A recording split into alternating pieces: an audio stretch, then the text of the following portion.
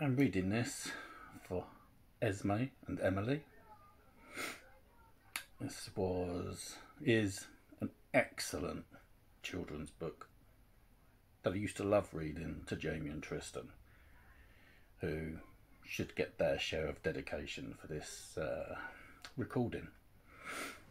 So I hope you enjoy it.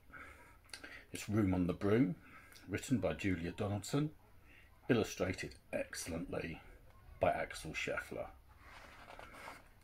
So let's begin. The witch had a cat, and a very tall hat, and long ginger hair which she wore in a plait. How the cat purred, and how the witch grinned, as they sat on their broomstick and flew through the wind.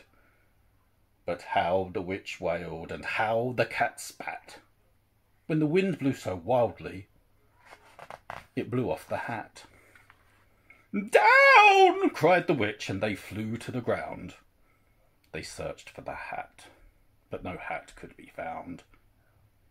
Then out of the bushes, on thundering paws, there bounded a dog, with the hat in his jaws. He dropped it politely, then eagerly said, as the witch pulled the hat firmly down on her head, "I am a dog as keen as can be. Is there room on the broom for a dog like me?" "Yes!" cried the witch, and the dog clambered on. The witch tapped the broomstick, and whoosh! They were gone. Over the fields and the forest they flew. The dog wagged his tail, and the stormy wind blew. The witch laughed aloud and held on to her hat, but away blew the bow from her long ginger plait.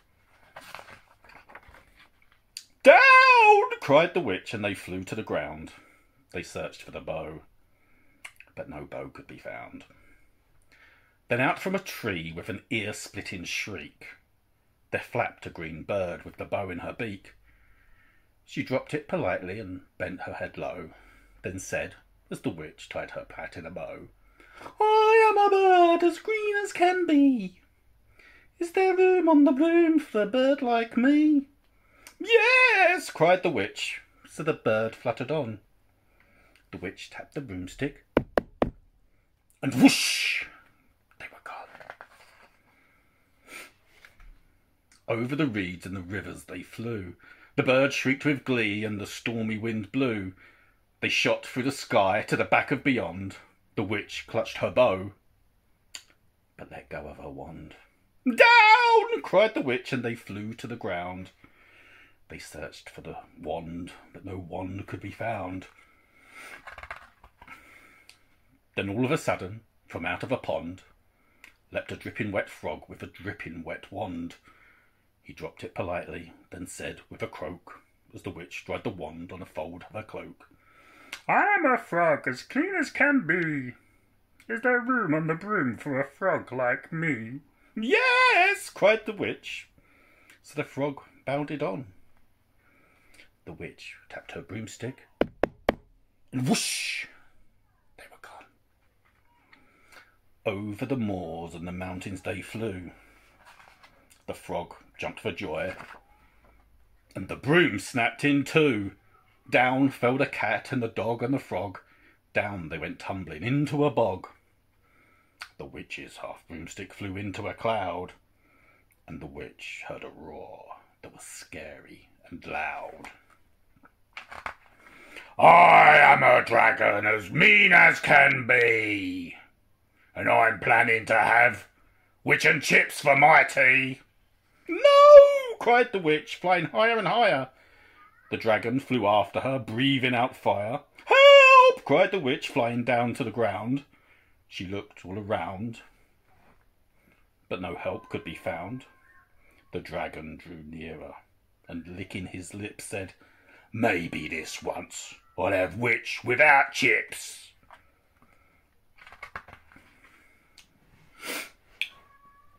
But just as he planned to begin on his feast, from out of a ditch rose a horrible beast. It was tall, dark and sticky, and feathered and furred. It had 4 frightful heads. It had wings like a bird, and its terrible voice, when it started to speak, was a yowl and a growl and a croak and a shriek. It dripped and it squelched as it strode from the ditch, and it said to the dragon, "Buzz off, that's my witch." The dragon drew back, and he started to shake. I'm sorry," he spluttered. I made a mistake. It's nice to have met you, but now I must fly." And he spread out his wings and was off through the sky. Then down flew the bird, and down jumped the frog. Down climbed the cat, and "Phew," said the dog. And "Thank you, oh thank you," the grateful witch cried. "Without you, I'd be in that dragon's inside." Then she filled up a cauldron and said with a grin, "Find something, everyone, throw something in." So the frog found a lily, the cat found a cone, the bird found a twig, and the dog found a bone. They threw them all in, and the witch stirred them well, and while she was stirring, she muttered a spell. "Iggity, ziggity, zaggity, zoom!" Then out rose a truly magnificent broom, with seats for the witch and the cat and the dog, a nest for the bird, and a shower for the frog. "Yes!" cried the witch, and they all clambered on. The witch tapped the broomstick, and whoosh! They were gone. The end.